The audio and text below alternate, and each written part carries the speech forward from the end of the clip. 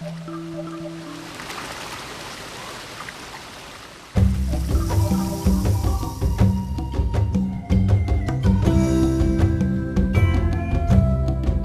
back to my Balikbayan Trail, where I attempt to trace my origins and learn a little something from my ancestors. If you'll remember, I left off in Iligan City, where I ate a hearty dinner. Today, my travels take me to where the sights become strikingly Islamic. The colors seem to blend into more greens and yellows, more hues of gold. First stop, the municipality of Baloi. Well, I want to walk in the stillness for a bit, to digest what is happening around me. The most interesting life forms happen in these quiet, hidden places. If I listen closely, they seem to whisper secrets. I'm in Muslim land now. I want to enter their threshold of prayer, hoping that maybe there I can catch a glimpse and understanding of my brothers and sisters' devotion. Ako po si Nikki. Nikki. I am Mike Bukwa. Mike, nice to meet you. I'm surprised that Mike allows me to enter the mosque and is eager to teach me the Muslim way of prayer. So even here, I should step the right. In the churches, we say St. Paul's Cathedral, St. Peter's, but here we just say Allah's Mosque. We take off our shoes, as is customary before entering Allah's Mosque. And I follow my teacher's lead. We use the prayer 5 times a day. That is at night. 7 at night. 7. Then that is the bank call to prayer. And at 7:10, the actual prayer starts. Why do we face this way? Our holy mosque is It's that at direction. this direction. Okay. Mike also explains to me that the requirement for praying is that one must be outwardly clean. As the Quran states, "O ye who believe, when ye prepare for prayer, wash your faces and your hands and arms to the elbows, rub your heads with water, and wash your feet to the ankles." After the verses, we will say Allah. Do the women do the same bow? Yeah, we will say Allah Akbar. Allah Akbar. Allah Akbar. And then kiss the groom. Assalamualaikum warahmatullah. Shalom alaikum. Waalaikumsalam. On the way out, Mike explains another detail in tradition, stepping with the left foot first when exiting. Okay, so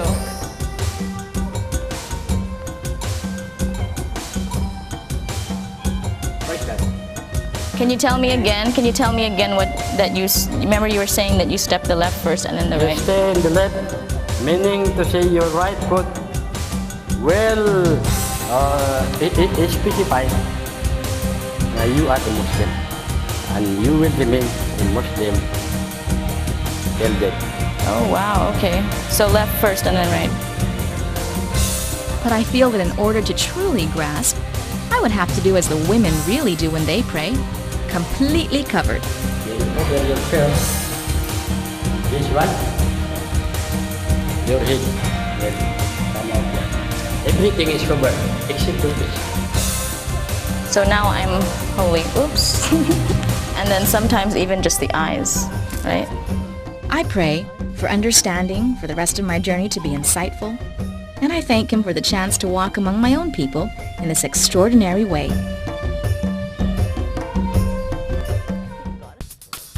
After my prayer, I'm surprised by the presence of the Sultan of the Baloi tribe, an elderly man in sunglasses dressed in royal yellow who agrees to accompany me and answer my questions. The Maranao is definitely identified with their maratabat. If we do something based on maratabat, we see to it that our doings are the best. Okay. Okay. Yeah. We also use maratabat to cherish our women. To Cherishing our women. cherishing our women. Yeah. Ah. Meaning we love much our women. Yes. It cannot be touched by any male except your husband. Her husband. Yes. How many wives do you have? Can I ask? Oh, isa lang. Salah. I have only one. I thought the Sultan has many wives. Yes, we are entitled for 4 Yes. at any one time. Only 4. So, condition least you can afford to support physically and materially. If you cannot do that, so you have no reason to marry 4 wives Yes. at any one time. So was your father a sultan? Or just your ancestors? Well, my ancestors, my father and mother is full family. Hello. I'm Nikki. I don't shake hands. What do I do? Do I do a bow or No, anything? no, never mind bowing. Nothing. Because in our belief, we only bow to God. Not even to any man, regardless of their social status. That's right. That's good. Oh, And how many children do you have? I have 10. 10. From one wife? No, from 3 wives. So you have 3 wives. Next, a dance to welcome us to the Baloi tribe and its people. The children prance around in a display of skill with their swords and honor us visitors with their artistic song, accompanied by native instruments. The Maranao people are said to be among the most ethnic and creative of the tribes, who still adhere strongly to Islamic beliefs. All the women around me stand covered, some with only the slits of their eyes showing, and all of a sudden I feel a little naked, or alien perhaps. Yet they do nothing but welcome me with open arms and smiles, and a detailed explanation of everything, down to the most basic ingredients of their cooking. This is dudol. Dudol. Yeah, yeah. Is it made with sticky rice? It's made of plain rice, glutinous rice, cocoa milk, and sugar. This is used for a noble gathering like crowning of the sultans, when there will be a death celebration, birthdays, marriage. Dudol, one of the 3 specialties which must be served together as a set, I am told, is made of glutinous rice, sugar, coconut milk, and a bit of durian flavor for this particular batch. It's called tiatag. Sarap. Sarap. So this represents long life. Yeah. Because this, you cannot find the beginning and the ending. It means the implication is long life. A simple strainer made from coconut husk is used to drain the mixed ingredients. Also, rice, milk, and sugar into the frying pan. After that, it is shaped or rolled into a half moon. Yummy. Crunchy.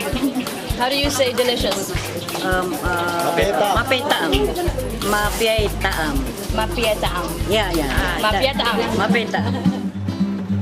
I knew the Filipinos were indigenously artistic, yet here in the Provincial Ceramic Center, I see some of the very simplest crafts being created with the finest skill.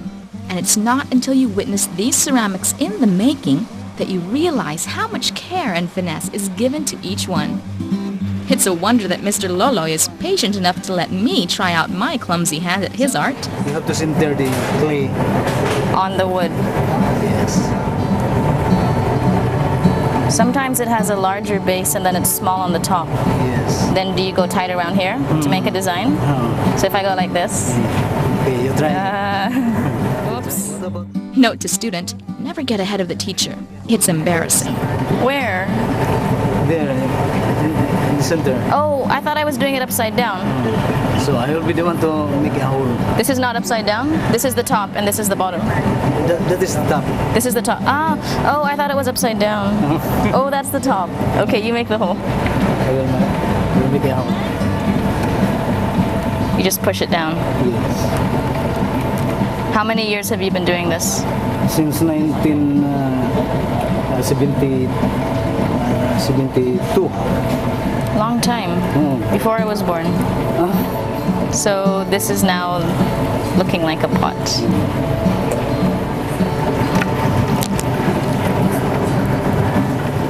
Should we put a ridge here? Yes. In the middle?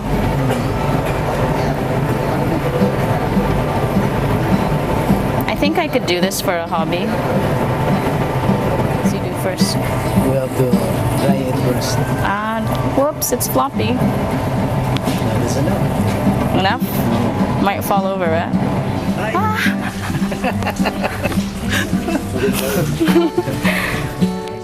Well, there goes my future in pottery. Just as well, time is running out and I still have to cross the ocean to my next stop, Osamis City.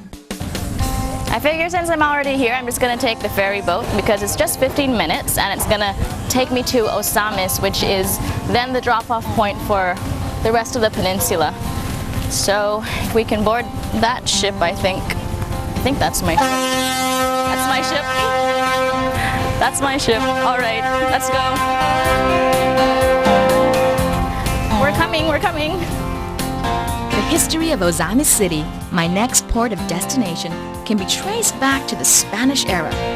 I am told that historical structures still stand where battalions once fought off pirates. Thankfully, the new millennium has brought peace and freedom to this coast, and Osamis, which once shielded outsiders from entering its shores, now opens up her arms to embrace travelers and guide them on through the rest of the enchanting lands of Misamis Occidental. It's nice to sleep here. So you can sit here and get a nice tan. I'm just gonna go to sleep for a little while. It's not that wavy. It's just perfect. But there isn't much time to nap. The ferry ride only takes 20 minutes from one port to the next. Here I am.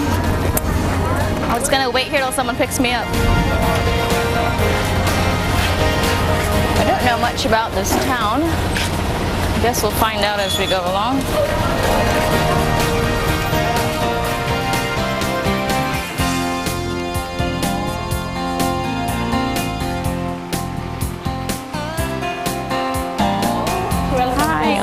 Historical cultural tourism destination. Thank you. And once again, I am welcomed with open arms and that warm smile.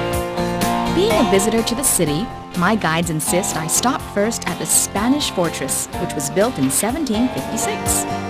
It is said that Osamis was conquered not by force of arms, but through faith. Strangely enough, it was the Jesuit priests who built this fort, one of the only remaining fortresses left in the entire country.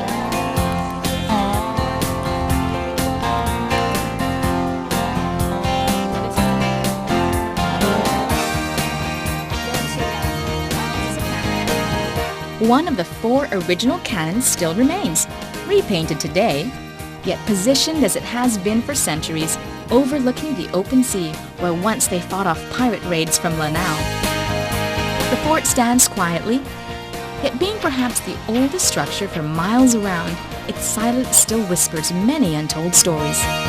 Perhaps tales from World War II when the Japanese occupied Misamis. Or maybe earlier accounts of Spanish fleets that once sought refuge here. Then, there was an earthquake in 1955, which rocked the walls and destroyed portions of the fort. Can you see the prison over there? Where it says Arsenal, that's where they kept all the prisoners. One is left to wonder about the secrets in history, whose only remnants are silent stone walls.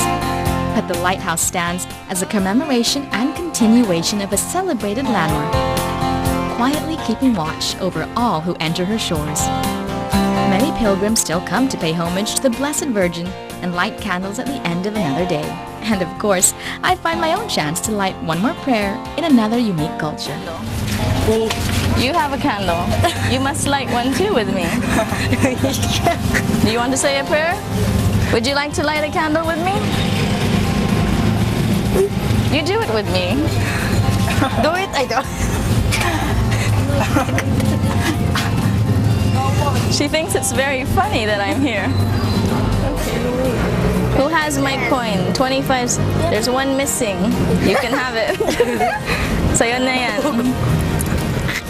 I don't know where all the children came from, but suddenly they are there, and my role of bystander has just switched. Say hi to everybody. There. They're very friendly here. Bye. Bye. Thank you. Oi, Ate Nikki. Understand? My name is Nikki. What is your name? Wensley? Wendelin. Nice name. And what's your name? The city awakens at night, not with noisy clubs or commercial outlets, but tiny little hawker stalls and people living the simple life. Well, I've seen all the touristy things today. I went to the botanical gardens and went to the fort. But sometimes you just really got to get off the main path to where the locals go. So I'm gonna come here for food. Ito lang po para... Hello, that smells good. Ano yan, sir? Chicken? Baboy. It's pork barbecue. Ready na to. Makano po isa? Piso?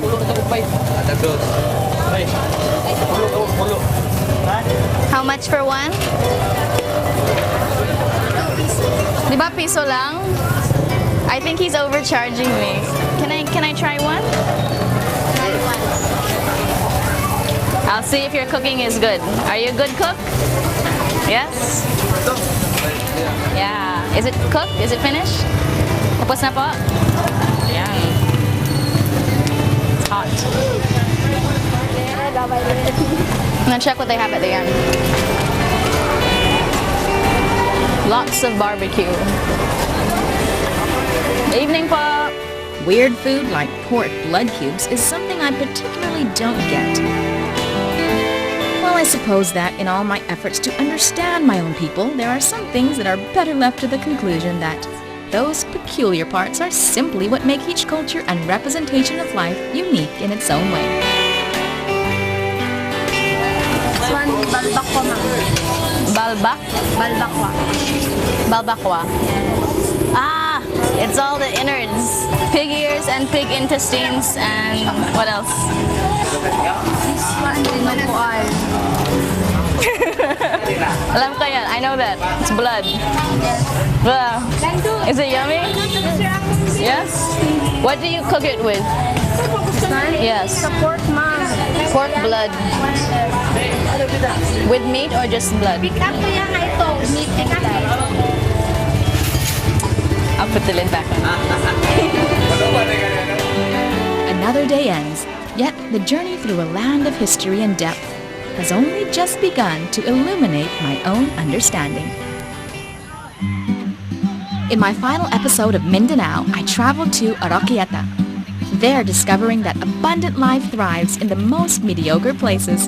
And later, in Bukidnon, I learned that sometimes finding oneself means the ability to blend right in.